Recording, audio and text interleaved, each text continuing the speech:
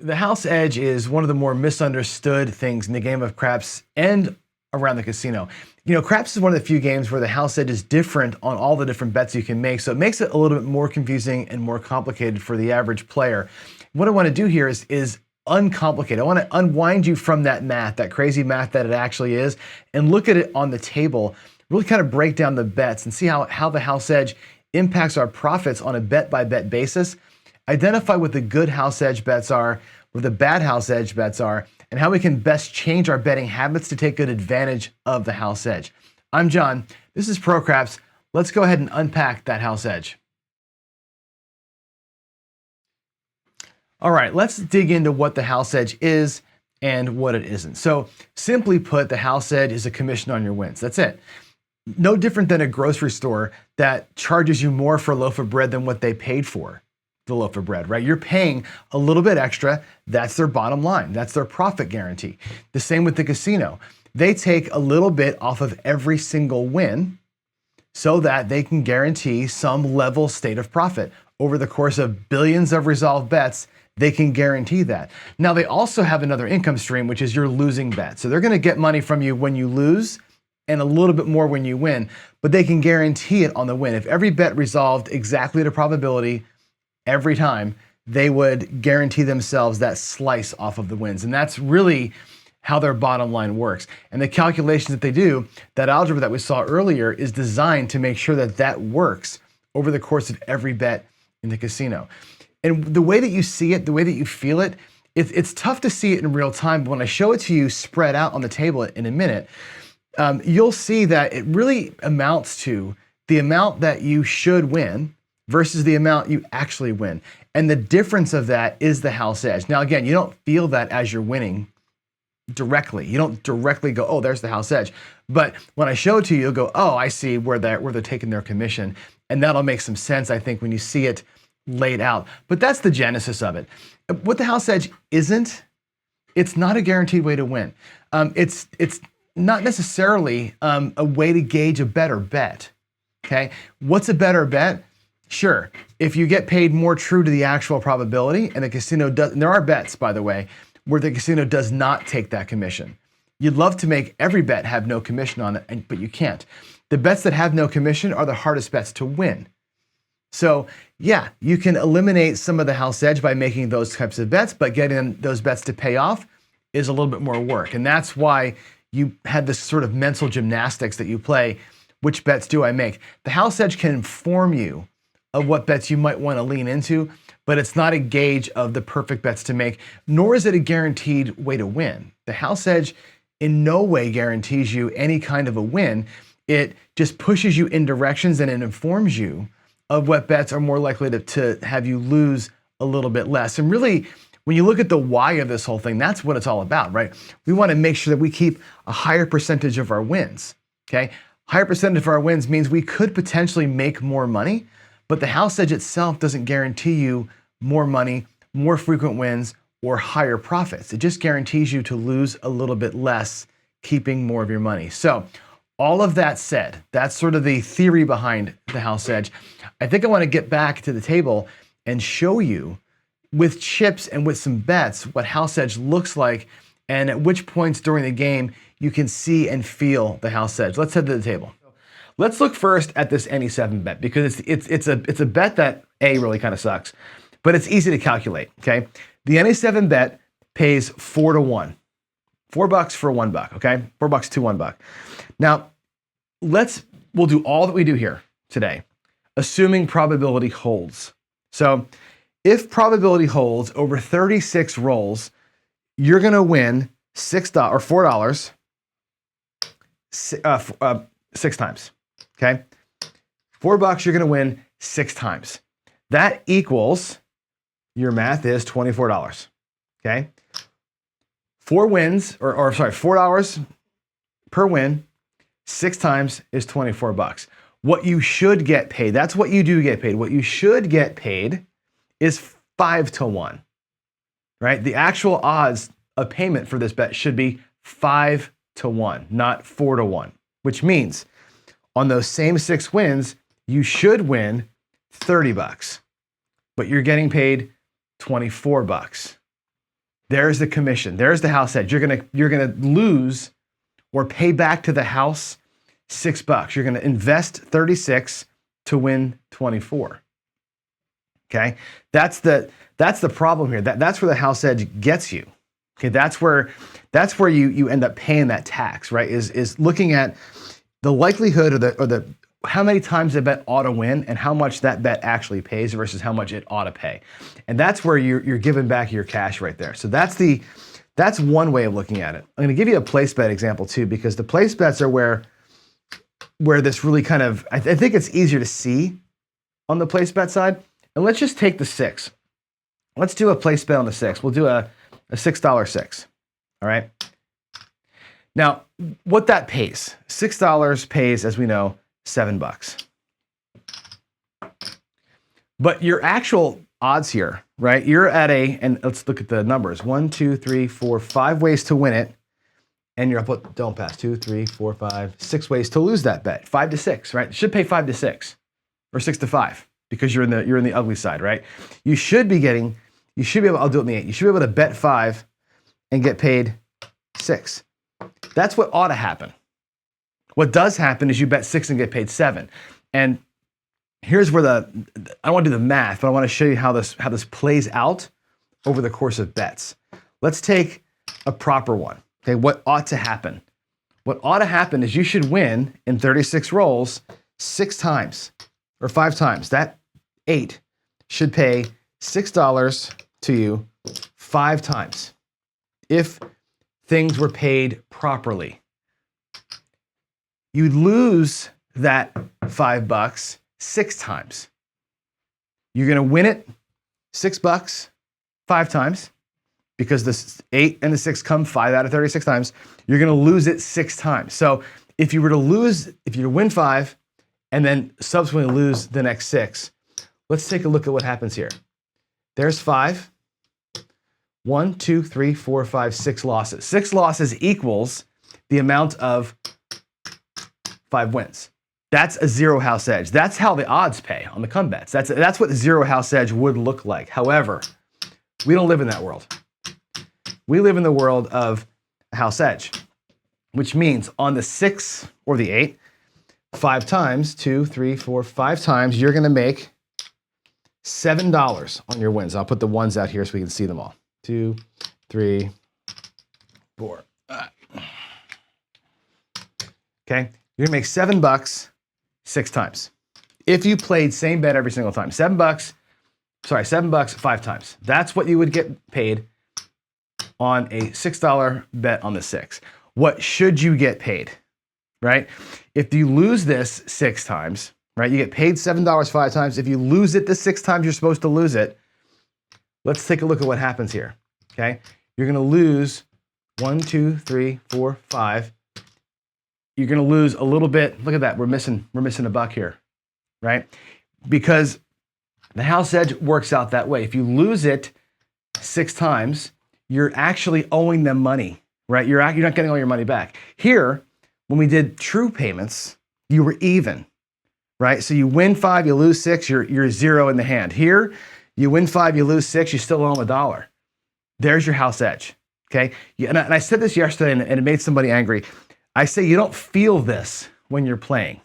You don't know that that's happening. Like when you're playing, you're taking your money, you're filling your rack, and this little bit of magic here doesn't actually, you don't notice it as you're going on, and that's a problem. And that's because it's a built-in part of these bets, and we're just used to getting jacked on these things. You're used to putting up a $5 5 and getting paid $7, right?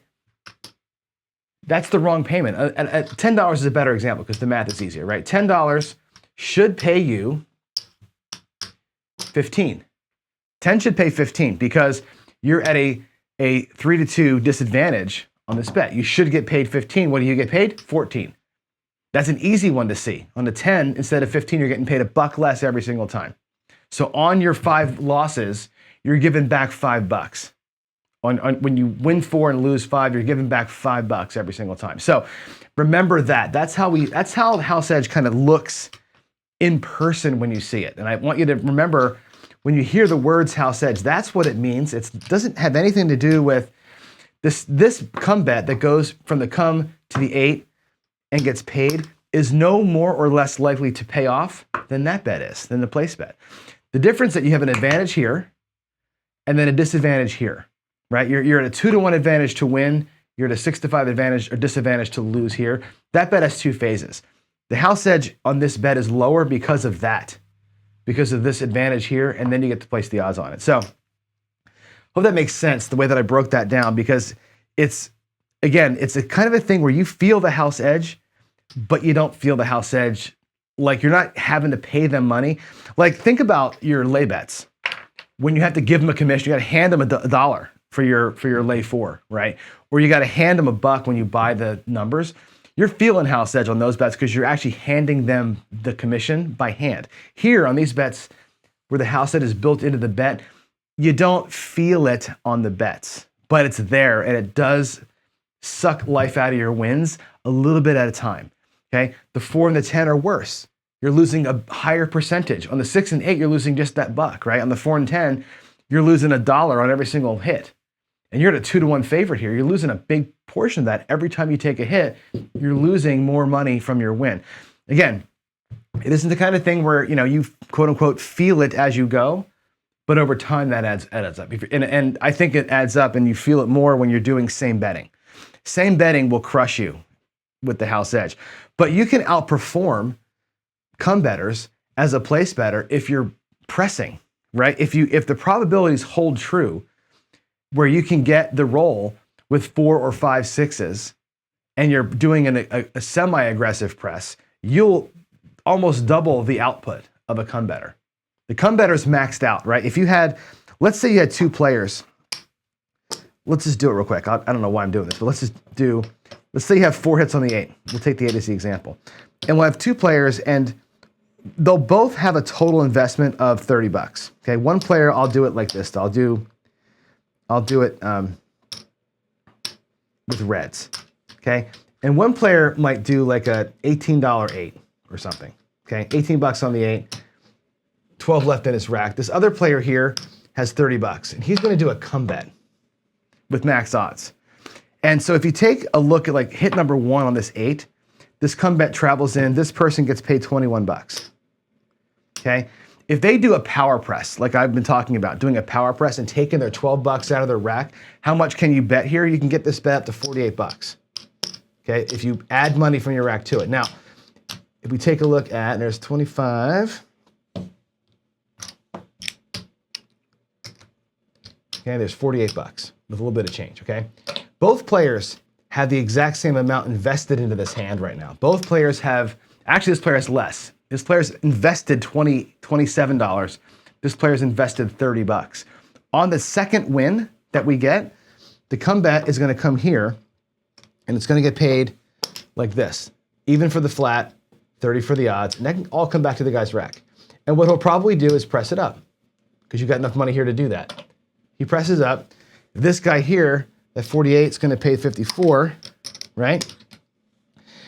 That can come back to the rack, and he can reduce himself back down now to a 2-unit size bet of $30 and bring all this back to his rack. Who's ahead right now? Okay, the next 8 hits, the third 8 hits, this goes to the 8. I put that in the wrong rack, sorry. That goes down here. This guy, the come better, goes max odds again, 10 and 50. This guy here on that third hit of the 8 is going to get paid $35. And he'll press, let's say he presses up to, well, we'll probably do a half press just to keep it fair. I'll do a half press with him. So we'll go from 30 to 42.